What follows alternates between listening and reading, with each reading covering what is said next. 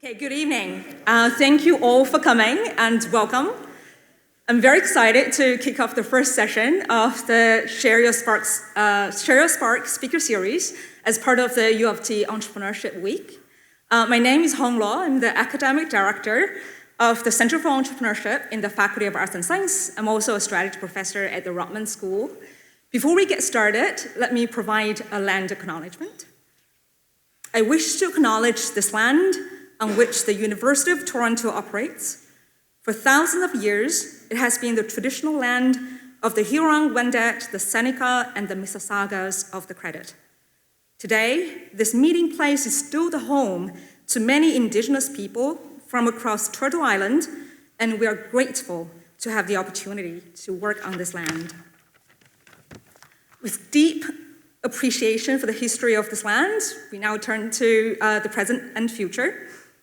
Ever since I joined U of T last September, I have been very much inspired by the level of innovation, talent, and the desire to create something truly meaningful and valuable to this country as well as to the world. Our wonderful team at the Center for Entrepreneurship is very much committed to serving the students, faculty, alumni, and the community, specifically through providing spaces to innovate. And upstairs on the 6th floor, we have a co-working space and several prototyping labs. And through educational programs, both for undergrad and grad students, and with mentoring as well as many other dedicated services for current and aspiring entrepreneurs. Entrepreneurship thrives in a supported community, which is exactly why we created this speaker series. I'm so excited to have our first two speakers, Som Seif and Stephen Smith. So Som is the founder and CEO of Purpose Unlimited, a firm he founded after selling his previous company, Claymore Investments, to BlackRock in 2012. He was also the co-founder of Wealthsimple, a leading financial platform for Canadians. But very important for us, Som has dedicated a tremendous amount of time, energy, and talent to the University of Toronto. Stephen Smith is a prominent entrepreneur and philanthropist. He's the co-founder and executive chairman of First National Financial Corporation, Canada's largest non-bank mortgage lender, and co-owner of Canada Guaranty Mortgage Insurance. He has been the driving force of modernizing mortgage finance in Canada. His contributions to Canadian business as well as society have been widely acknowledged, and I have personally benefited from it during my several visits to Smith School of Business at Queen's University, so thank you. Stephen was inducted into Canadian Business Hall of Fame in 2019 and was awarded the Queen's Diamond Jubilee Medal in 2012. I very much look forward to the conversation. For the last bit, for the Q&A segment, please join us and submit your questions through the QR code on your name tags. And now let's give a very warm welcome to our speakers, Som and Stephen.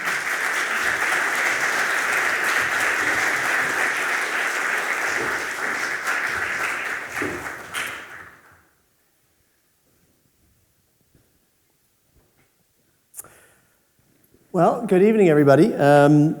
This is a big deal.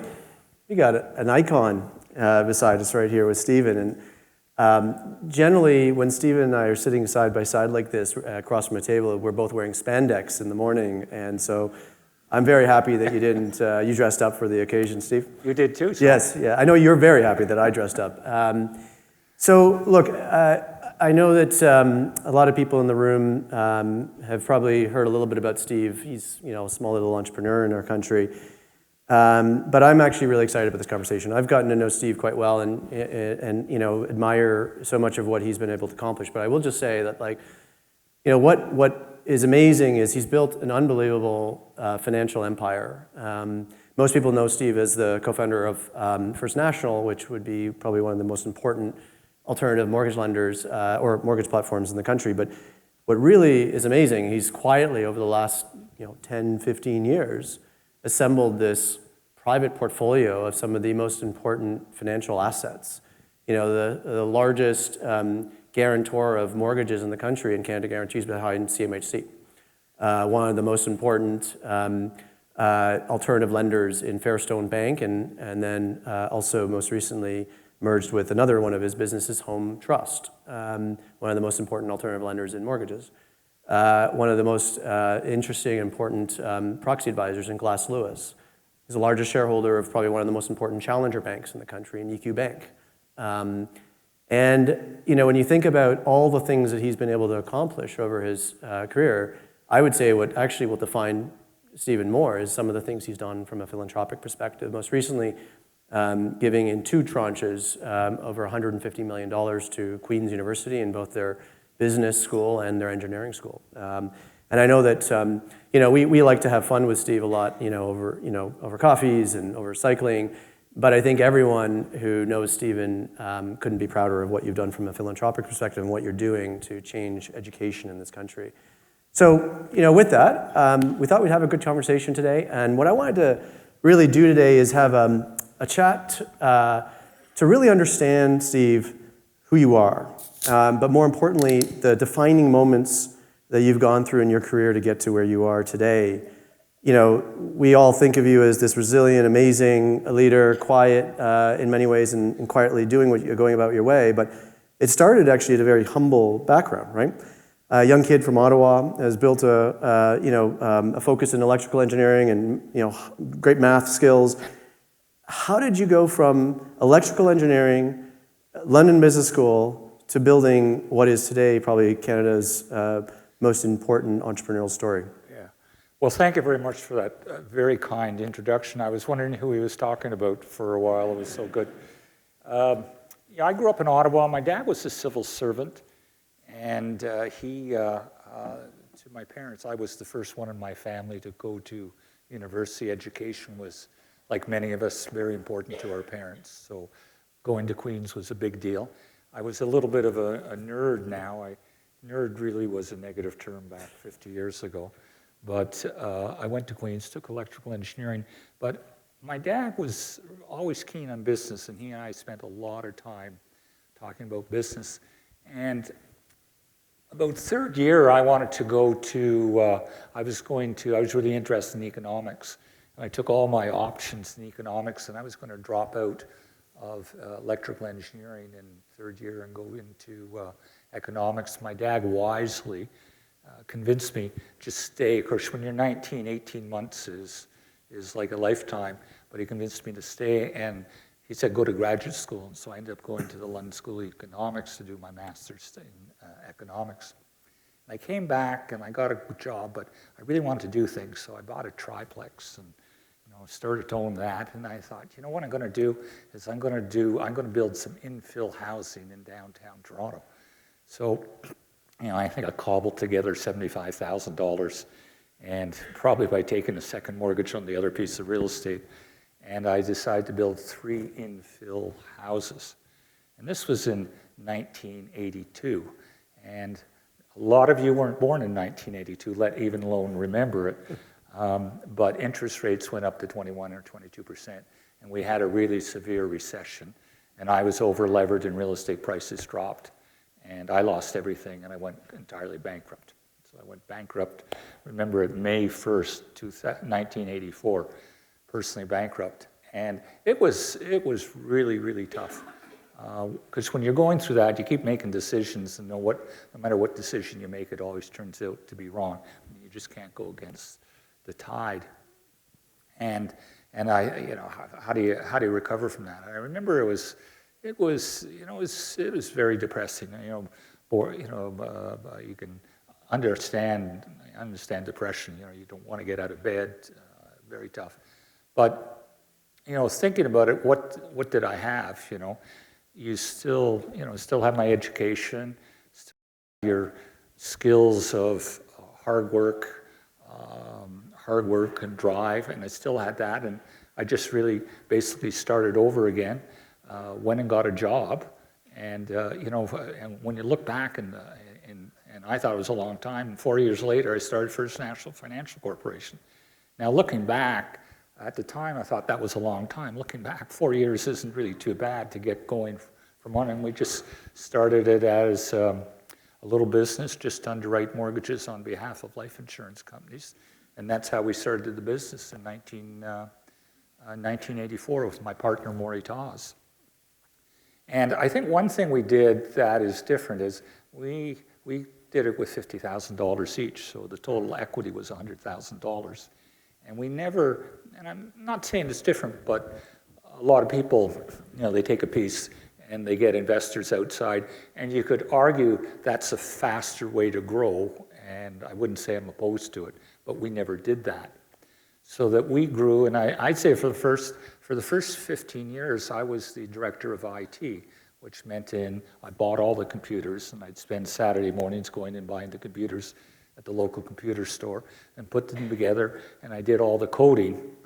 And one innovation we did is we had developed probably the leading mortgage software or the origination software in the broker channel, which is Merlin, which is still used by First National today. And at the time, it gave us quite a competitive advantage in terms of dealing with the brokers. So we just built that, and over time, and we finally got to 2006, at which we went public. And I would say, by about 1999, we're 11 or 12 years, total EBITDA, and that would be in our salaries, might be 2 or 3 million. And then all of a sudden, about 2000, it took off. So by the time we went public in 06, EBITDA, and of course in financial services, EBITDA and pre-tax income are pretty similar, was about $60 million. So it started to get some real enterprise value. And what is it today?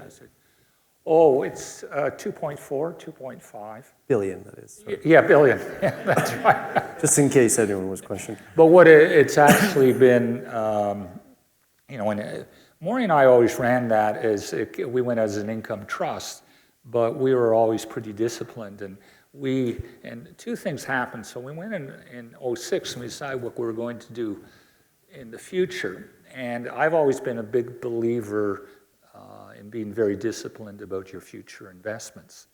And he and I had a little bit more tolerance for risk. He wanted to buy real estate. I didn't want to buy real estate. And I thought I wanted to do something more in scale. So at that stage, I thought, what I'm going to do? I know some about mortgages. I'm going to set up a mortgage insurance company. So I did all the work to set up the mortgage insurance company, and I got the license to operate October 31st, 2008, just about 2 days after the financial crisis. And over the years, I've always complained about OSFI taking too long to get approvals. That was the one time I was glad they did, because otherwise I would have had the money in the business and it would have been trapped. And so if you remember 2008, well, that was a new mortgage insurance company. It was out, not going to happen. But what did happen is AIG had a mortgage insurance business here. And if you recall, AIG was just selling assets that were bailed out by the federal government, by the US government. So they put it on the market in 2009, and it went up for auction. And I can tell you, there were no other bidders, because nobody says, you're doing mortgages. And this is a couple of years after the subprime crisis. Everyone thought anyone doing a mortgage company was totally crazy, including my partners and everything. So I bought it, but I convinced Ontario teachers to partner with me. So teachers and I bought it together, and we are now into year 15 of owning that. And I remember in the first year, I think our total written premium was $25 million. Now it's about $700, and we're one of the three larger insurance companies in the country. So Steve, when you think about getting punched in the face of the first thing you do in business, for most people they would stay down. You talked about kind of going back to like foundational. I have a career. I have a good education. Your parents let you move back in. Those things. Most people just have a hard time picking themselves back up and saying, "I'm going to go back and do it again." What is it different about you that drove you to believe that this was it just that one time it happened? Or does it actually change the way you thought about the future in a different way and approached business building differently? Well, I think two things. I mean, I was 32, 33, 31 when that was happening. I probably look at risk differently. So I still have the drive, so that didn't change. A drive to be on my own, that didn't change. But what I would say, I'm probably not risk adverse, but I'm very careful on the risk now. I think a lot Is of it a fear of bankruptcy again? well, because I think you're going to be okay. I think I'm well. Once so far. Yes. And I think entrepreneurs most entrepreneurs I know aren't risk takers in the sense that people think they're risk takers. Let me talk about the Home Trust acquisition. And I look at that transaction where Home Trust had a near-death experience in 2017, if you recall. And it was borderline going under. Warren Buffett came in with an investment that stabilized the markets, scared the short sellers, and they brought a new team in, and over a period of time.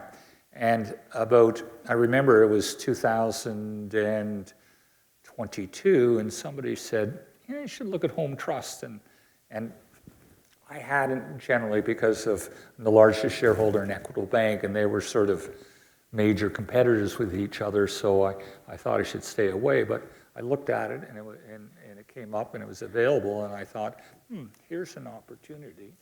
Now, I just want to set the table, because you just said that you are risk adverse. This is 2022. Yes. We're heading into a pretty difficult environment. Interest rates are rising. Yes. Many people are thinking that the mortgage market in this country is going to start to struggle. Yeah. The housing market's going to fall. And we're just talking about an alternative mortgage lender, so it's not call it super prime. Yep. It's subprime and and such. And you're talking about being risk adverse. Yes. In the face of that, you went in a counterintuitive position and said, no, this is an opportunity. Yeah. And I would say a whole bunch of things have happened in the mortgage industry in Canada in the last 15 years. And it started in 2008 after the subprime crisis, is that the Department of Finance in OSFI was very nervous that they'd get a repeat of what happened in the United States. And they brought in guidelines on mortgages, and they just slowly tightened up over the last 15 years the standard of underwriting for mortgages in Canada. They brought in B20. I would say in Canada, mortgages prior to 2012, you go to your bank, if you had a FICO of 720, they'd lend you 75% or 80% against the value of the house. They wouldn't look to whether you could pay back. But starting in 2012, they started to force every regulated entity in the country, that's OSFI regulated, to make sure that a mortgage, you had the ability to pay back the mortgage independent of the security. So Home Trust had changed over the past 10 years from just a real estate lender to morph back into a covenant lender. So I knew that.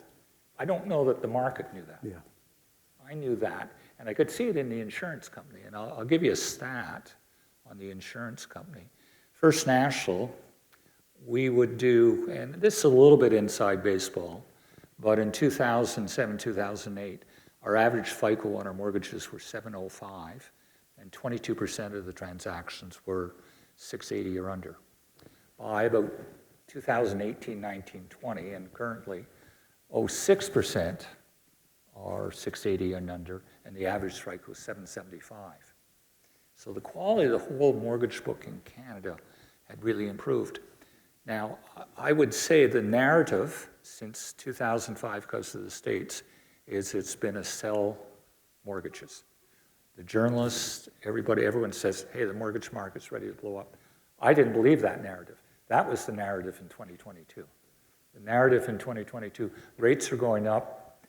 To some extent, the superintendent, OSFI, was encouraging us with all the variable rates. I didn't see it. The OSFI had not only done B20 to make sure that you had the income, but in 2017, they'd added a stress test, which added 200 basis points onto the top. So I looked at mortgages in Canada, and I could see that from our insurance book. I could see that from the First National book. I could see that from our Equitable book. That, in fact, Home Trust wasn't going to experience any losses. I was not worried about the interest rates going what the market was, so the stock traded down to 27. Yep. When book value was in the 40 range. So I looked at it as an opportunity to purchase. And you came in as a friendly, quiet offerer. Yeah. It turned a little hostile. Well, they always... Unfriendly. Well, they always want, the vendors always wanted a larger price. And then at the end of the day, I'd love you to tell a little bit the story of that kind of conversations that started with hey, I think I've got an offer for you, to an actual transaction. Because I think it's a really fascinating one. We don't see a lot of this in Canada, by the way. The Canadian capital markets, generally, most deals are friendly. Yeah. You generally shy away from, not hostile, but conversations that the board or the CEO doesn't want. But I think you kind of really well, I would look at that transaction where they had some very good people on the board. I mean, if your stock's trading at 27, I think a 38 or a 39 offer is pretty good. Yeah. And it's a 40% premium. But the board held out, and they wanted 44. And I remember thinking that was over market. I thought market at best was 40. And so they went back and forth, and in the end, they wouldn't sell for less than 44. I thought I had overpaid at the time. In retrospect, great deal. Everyone got a good deal. Yes. So the vendors got more than but you walked away for a while, too. Didn't you walk away for a while? You sort of said, okay, well, that's my offer. Yeah. And you made them sweat a little bit. So we put an offer in August, and a little bit of noise there, and we walked away, and we waited till the next quarter resulted. And then after the next quarter, which was, 1st of November, we went in again. And then at that point, we negotiated a price, did our due diligence, and announced. And it turned out as very pleased. The price was $1.7 billion. The underwriting case, our underwriting case for the year was, I thought for 2023 was going to be $171 million. So sort of 10 times earnings. The book value was probably 10% premium to book. And as it turned out, we didn't close until August 31st. And so it ended up that on closing, there was dividends of $300 million. So the price went down to $1.4 billion. You can put holdco debt on, so it ended up being about $1 billion deal. And actual income for 2023 was $225 million. So a lot of people in the room, we would sweat if we bought something that, a little bit over, maybe a T-shirt that was a little more expensive. You paid $1.8 billion for a business. Did you, upon closing, did you say, that's great, let's pop some champagne, or did you say, what the hell have I just done? No, I thought I was very delighted, and I said, I hope another deal like that comes along. And I would say, as an entrepreneur, I would look at that. What I would say is that I'm conservative, but if I'm comfortable in my thesis, I'm prepared to bet fairly big. I think that would be the difference. And I think everyone gets to their comfort point. I'd be very comfortable doing a deal like that again in a heartbeat. One of the things that a lot of people don't think about is, but we talk about fintech a lot today in the industry, financial technology disrupting financial services.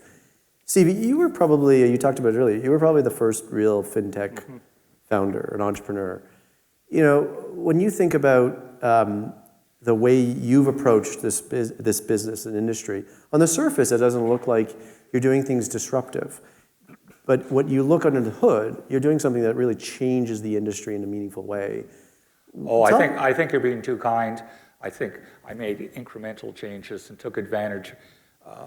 25 years ago, PCs had sort of only been around 15 years, like 83, 84, and they were starting to get some pretty interesting technologies with the net. Remember, the net was, internet was really only starting to come alive, and what we were able to do is distribute information to the mortgage brokers over the internet, and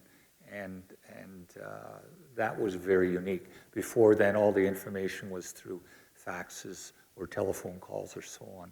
So now in 2025, we can't imagine a world where everything isn't over. And then it moved, back then there were PCs. I mean, there were no smartphones around.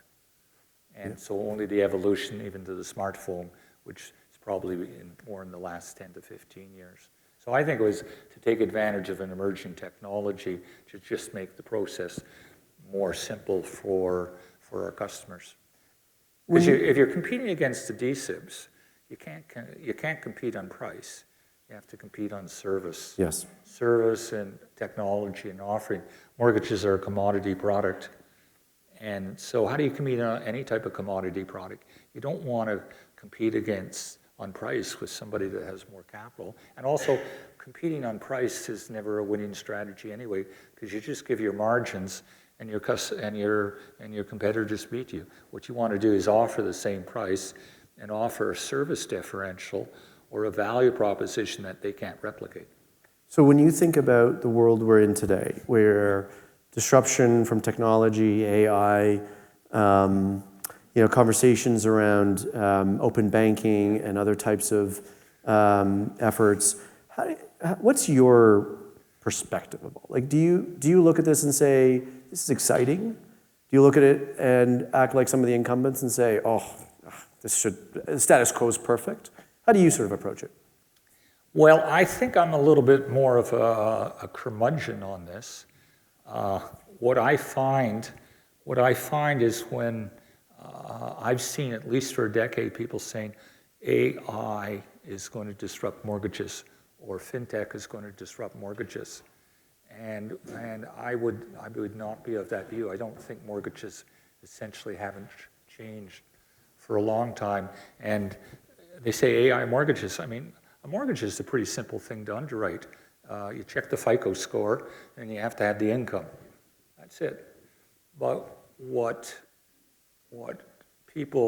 but mortgages are also very complex in the sense of you say to somebody, how much do you make? Well, I make $50,000 a year.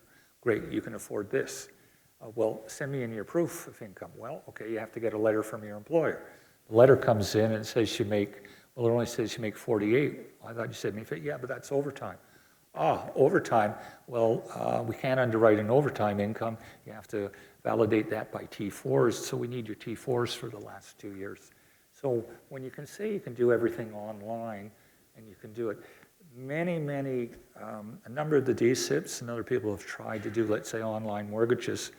And how many mortgages does one get in a year, in your lifetime? 2, 3? I mean, you fly to Vancouver or somewhere all the time and you buy a ticket, that's a replicable experience. That's perfect for an online, because all you want to know is, when you're going, what an airline seat's like, just give me the price. Mortgage, and the other thing is you're giving people money. Yep. So I don't know if in that context you can be really disintermediate. Now, just generally, I would say on open banking, everyone thinks that's good. The banks are pretty competitive as it is. I mean, in the Canadian banking system, I think there's a connection. There's this perception that our banks are Neanderthals, or somehow they're not with the program. We have some of the most sophisticated banks in the world in Canada. In fact, the five banks here would be among the best in the world in terms of what they offer their customers in terms of value. We have a national clearing system, which you don't have in the United States. You have counterparties that you're comfortable dealing with them. I'm comfortable putting investing or putting deposits in any of the Canadian banks. I wouldn't say that about Silicon Valley Bank, for example, or hindsight's 2020, Steve. Yeah, hindsight 2020, but didn't have a counterparty rating, and so people say, "Oh, it's open banking." Gosh, no, I think one competes. The big five banks compete with each other all the time. I'm not too sure open banking has talked about this nirvana anyway. Most people start banking and they stay with their bank. Why? Because the bank's giving them good products and good service and good rates. I don't see open banking as being this nirvana for the consumer. I don't see it at all. So you talked a little bit about starting First National with Maureen. Right. You've had multi-decade partnership with Maury, and talk a little bit about what you've learned over your career about partnership. What is it that you think most would want to know when they need to think about when they're entering into partnerships, or what has made an enduring partnership work? That's a really good question. Maury and I are been partners now for 37, 38 years. He's been just an absolutely wonderful partner. He and I are very similar. If you met Maury, he's the life and soul of the party. He's incredibly charismatic. Did you say similar? Pardon? No, dissimilar. Dissimilar, okay. Couldn't be more dissimilar, did I say? I didn't want to break it to you. No, he's the life and soul of the party. He's very charismatic. I tend to be looking at the numbers and seeing if they work and does it make the hurdle rate of return. And I would say he in the early days, the first decade, would have been very much the galvanizing leader, keeping the team together and saying we got to climb the mountain together. While I'm sort of working a little bit on the numbers and so on. The other thing, so I think we brought complementary or the opposite skills to the process. Very good, and to this day he's a very compelling relationship person and still a key part of First National and originating mortgages. The one thing we were very fortunate, I think, of all the period, is we never seen, the arguments never became personal. They were always just the facts. Don't know why that is, might be just both our personalities, but it was, in a little bit, it was like a marriage. And we don't socialize outside the business. I've never been to his house. So in 30 or 40, just never. I think once a year, we would get together with our spouses for dinner, but I don't think we've done that for a decade. So, but now we used to talk all the time. Used to talk every day. Now we probably talk about every 2 weeks for 10 or 15 minutes. That's amazing. And just do it. And there's a CEO that runs First National, so we don't need it, and I'm the chairman, but he still goes into the office. When you talk about your CEO runs First National, but generally, you've backed a lot of really great leaders to run the businesses that you've built. What is it that compels you or excites you about people?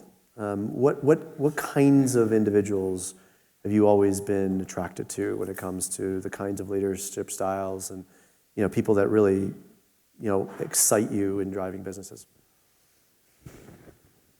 I've never thought of it in those terms. It's I think of the leaders I have at Canada Guaranty, and then at Fairstone Bank, and then at First National. I guess people who probably have pretty good command of their numbers. I would say I'm probably a person focused on the ROE. Big concern I see in public companies is that the management who run public companies, and this is a bit of a generalization, and I'm sure you get the public company leaders say no. Their interests and the shareholders' interests aren't aligned. A person running a public company generally wants to get paid more. And hopefully they will get return for the shareholders. But the primary interest is they want to make more money. And if getting the shareholders money helps them that. So I think there's often a tendency if they can double sales or issue more shares or whatever, that makes them bigger and they'll think they'll get comped. So there's a tendency for public company CEOs to tend to take acquisitions that maybe aren't as accretive. I mean, they'll say they're accretive, and they'll do the math, they're accretive, and when you give the business case to the board, it's accretive. But are they really accretive? And they don't want to give money back to the shareholders. That's the last thing any public company. In fact, I say public boards are the same. the last thing they want to do. Why don't we have more businesses? I mean, First National, I would say, would be exceptional in that Maury and I own it, so we have 75 or 80%. And if we don't see hurdle rates that we haven't grown as much as we should have. So what we end up doing is we just end up having a 6 or 7% dividend yield, and just about every year we do a special, because I look at it as I prefer to have the money to invest rather than the share, than leave it in the company. I think there's a tendency, if you were a public company CEO, wouldn't give it back to the shareholders. You know, Paul Graham recently wrote about founder mode, this concept of like founders are different than executives. You're a founder. You have these businesses. Do you believe in that? Do you believe that as a founder that you're different? I can see it, and I tell all my CEOs, I want to focus that you have optimize your capital in the business, make sure you're maximizing. If it doesn't hit the ROE hurdles, then give it back as a dividend. If you need more capital, I'll give it to you. And if it's not, I want it, and because I don't want it sitting there wasting away. So I would be a big fan of making sure they have the capital structure optimized. And I would say this sometimes leads, if it's OSFI regulated, it's pretty easy because OSFI mandates, but if it's not, you get into arguments, oh, we need more capital, we want to do this, but in general, management tends not to like to give capital back to the shareholders. I want to pivot to something really important that you've done around giving. You've amassed this amazing wealth individually. It continues to grow. And now you've got to figure out how to give it away. And, you know, of course, most recently, we all know about your amazing gifts to Queens. You know, for everyone, I mean, these are transformative gifts to, you know, help change the way education is done. And I think it's really amazing. I'd love for you to share a little bit about your perspective. What excited you? What energized you about what you did with the business school and the engineering school? And what is it about? Is it education or was it the school? What was it about that really drove you? Great question. And I would think what motivates me is education. I think all of us here in Canada, one of the great things about Canada in general is that we have a world-class education system.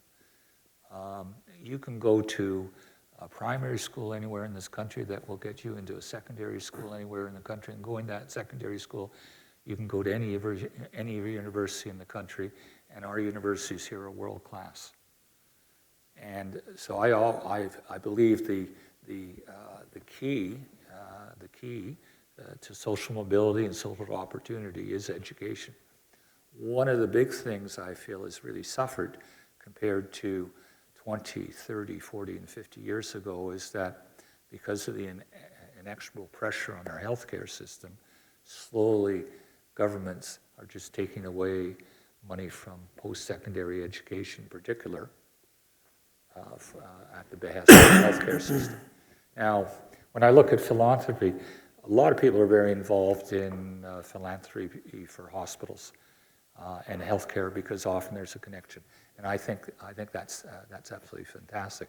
I didn't see that same thing on the education side.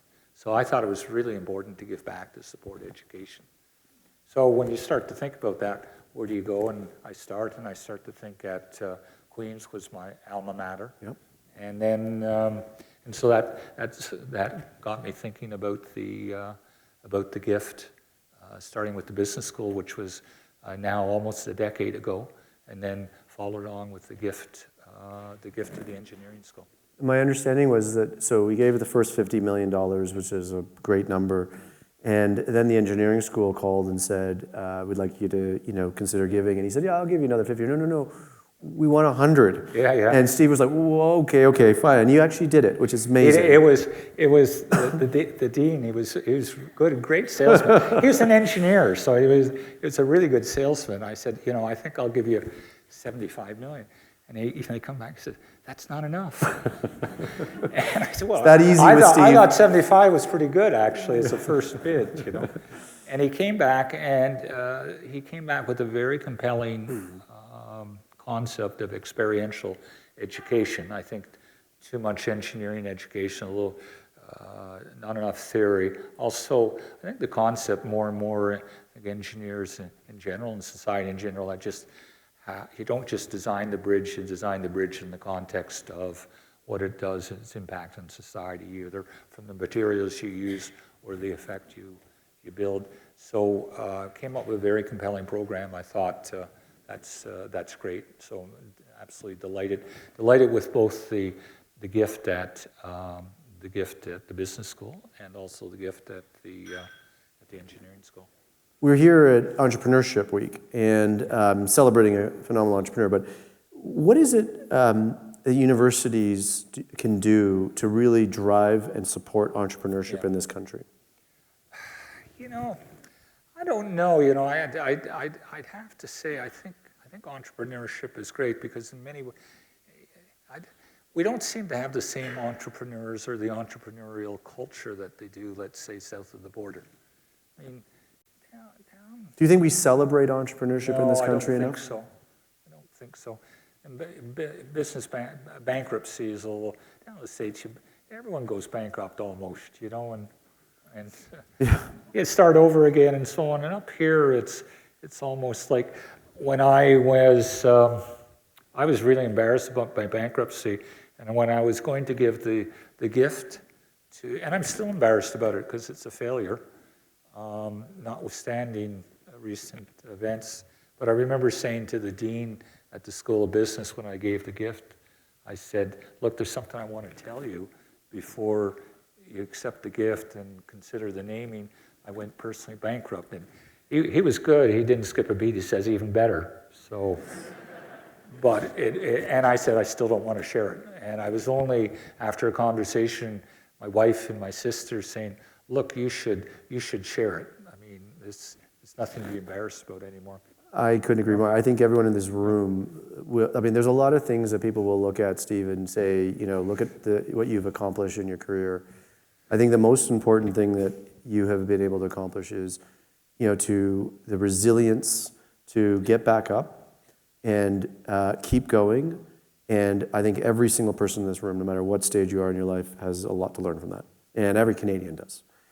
So you should be very proud of that. And I actually think, I think it's an unfortunate thing that where you would actually feel a moment of shame for bankruptcy, because in fact it's the opposite. You should actually look at it as one of your defining moments. Indeed, but I'm a Canadian, so you reflect it. I know. You're a victim of your society that you grow up with, and it's just it's just the way it is. It's interesting when you look at consumer products in the States. I mean, like mortgages and car loans and everything. The performance of Canadians is way better than the United States. Everyone pays back their debts here. They're really good risks. Down in the States, I miss a payment. What's the matter, And to encourage that, I guess.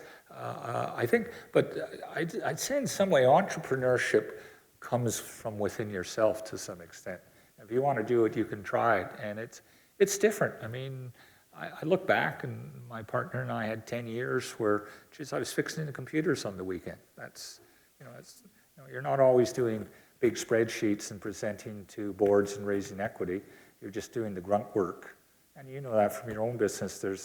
There's a lot of shit that you have to do just to day in, day out that people don't see. They don't, it's just not doing the chats, So we talked about you being this risk-averse individual, and we've talked about a couple of things that maybe aren't that risk-averse. Yeah. Let's talk about the way you live your life.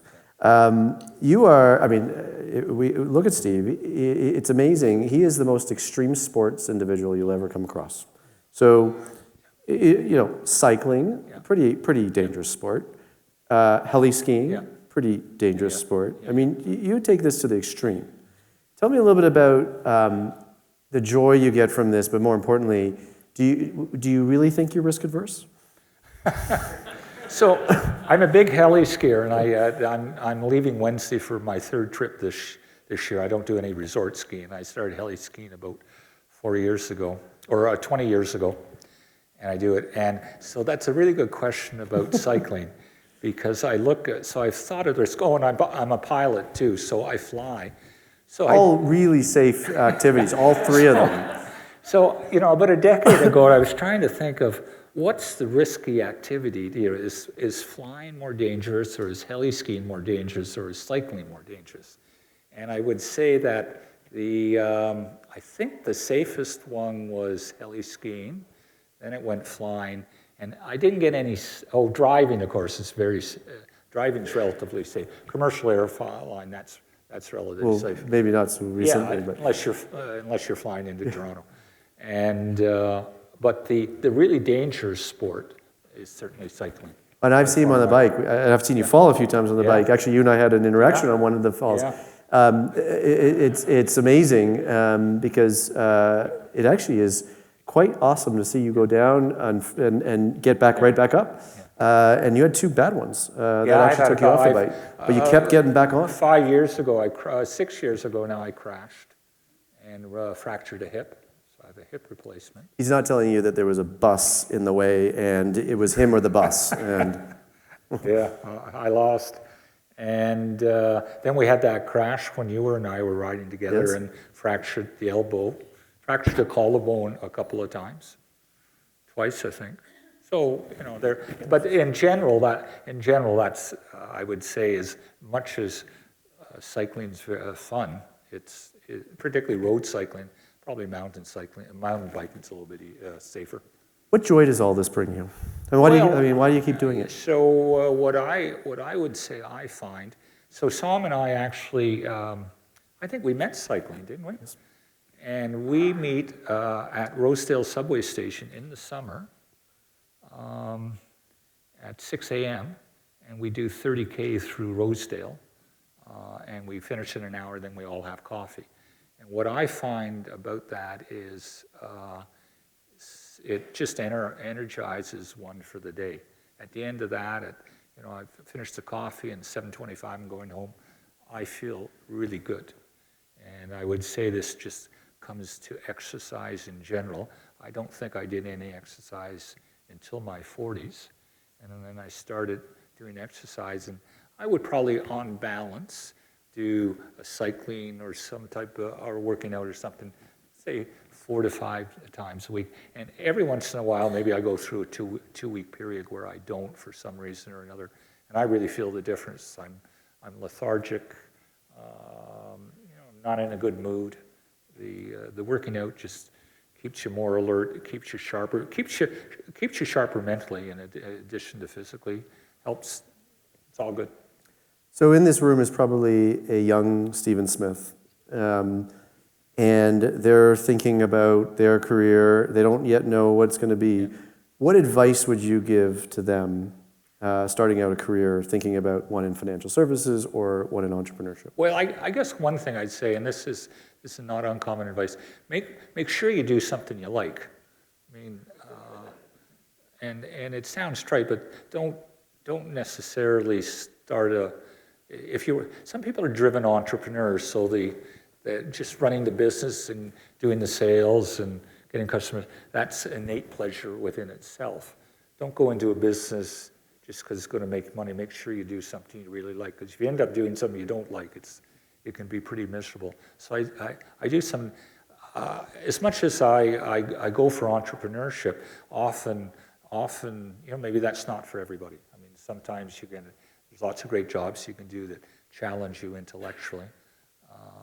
That would go. But if you're, just hard work, do something you like, find something you like to do, and follow that. When you think about this amazing journey and career you've been on, what motivates you now? I think the thrill of the chase motivates me. I'm always looking now for the next deal. So I'm always trying to think of what I can do in scale. So and now I'm at the stage where I'm thinking of the Smith Financial Corporation. What is it for the next generation? Mm-hmm. So for the next 20 or 30 years. So I'm looking at starting to take. Probably try to do a strategic acquisition in the United States in the next 5 years. So I think I would be thinking in those terms. But it's very difficult. It's very difficult going to markets that one doesn't understand. I mean, you tend to get your. So maybe we might do a small investment just to test ourselves. There's a real track record of Canadians in a whole range of industry, and I'd include banking in that, let alone retailing or anything else, who have gone to the United States and it hasn't worked out well. So I think this is really getting into areas where you don't really have a deep knowledge. So the story I told you about the mortgage, I mean, that just reflects being around for 30 years and knowing what's going on. How do you replicate that when you go to a new market? Yeah. How do you do that without being there for a long time or having a team there? So it's difficult to do. Maybe the key is you stick to here and just go along the public markets in the States, you know. Does the core skill, have you learned in your career that the core skill of building, leading is replicatable across business? Or does it, is the depth of your knowledge of skill in the specific sector you had so critical to your success? I think I would have to be frank and say it's probably the knowledge of the sector has been more important than any particular leadership skills. So directionally right, sloppy or not sloppy, but directionally right is the most important thing. Yeah. And I would, I own 20% of Equitable. Don't say that that's sloppy. Andrew's awesome. No, but I remember how I made the first investment in Equitable. I was talking to the CEO, Andrew Moore, and it was 2000. Also one of our friends in cyclists. Yeah, one of the cycling friends, but Andrew and I have been friends from when our wives met each other in postnatal class when our kids were born in the 90s. And so we were friends for a long time. He's running Equitable, and I said, I'm looking for investments. And he said, well, Equitable stock is trading at 5 times earnings. 5 times earnings. 5 times earnings, OSFI regulated, discount to book. How is that not, and I know the management, how is that not a winning investment? So I started buying 1%, 2%, 3%, and over a course of 2 years, I got up to the 20% threshold. So, there's a case, know the management, know the environment, know the mortgages, relationship between First National and Equitable. So I would put it down to knowledge of the industry, and it's very specific, as opposed to being a super brilliant entrepreneur or anything. Well, Equitable has been an amazing business. Yeah, Equitable's done a wonderful job, a great Canada's Challenger Bank, and Andrew's done an unbelievable job. I think it's the best performing financial services stock in the TSC in the last decade. It's amazing. Very good. So I'd be remiss to not talk about the current state of affairs with Canada-US. We talked about maybe venturing into the United States, but in the eve of what could be pretty significant economic impacts of tariffs on this country tomorrow. I'd love to get your perspective of how you see that impacting what you're doing, if at all, and does it change your perspective of the kind of businesses that you're building today? So I guess in a broader sense, what I'm probably more concerned about the concept of the United States, of the rule of law being a concept of the past, and the incredible increase in tail risk that I think we're facing as a society as a whole. To think that the world order of 80 years that kept peace in every years is disappearing is shocking, and how that's going to be dealt with, I don't know. Tariffs sound like they're coming in tomorrow. What will that's not going to be good for Canada. I guess when I look at our businesses, I would say that it's going to have the effect of be reducing investment here. It'll start to affect unemployment. We'll move up employment. That being said, we will adapt to it. We will get through it. We have been in environments before, albeit with no one's memory, where we had big tariffs. So we will adjust over time.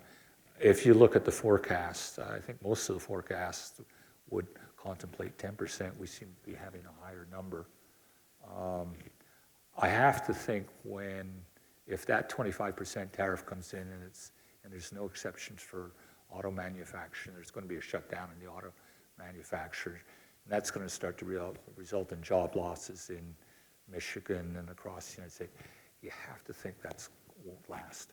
I mean, that will be stopped. Even the Trump administration would recognize that. But in general, we're going to get higher unemployment, lower investment. The higher employment will start to affect the credit losses of most of our business. So it'll be a dampening effect on the business. A lot of the banks and the Bank of Canada have done forecasts, and it's going to be a tough few years.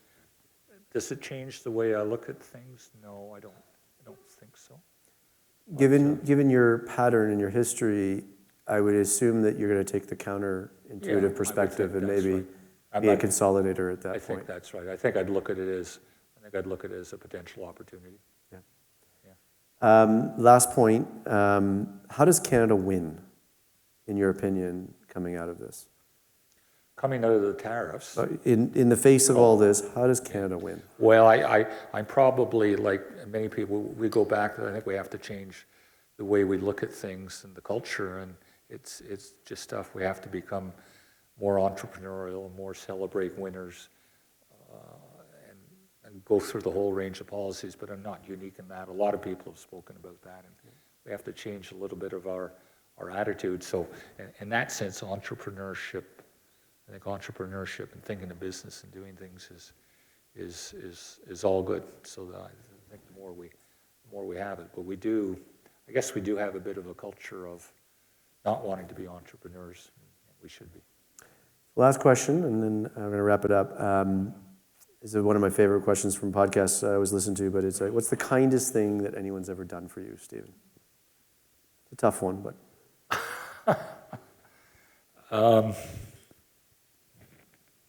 The kindest thing.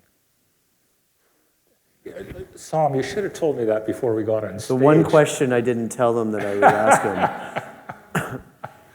Oh, the kindest thing. I can't think of anything. I can't think the kindest thing.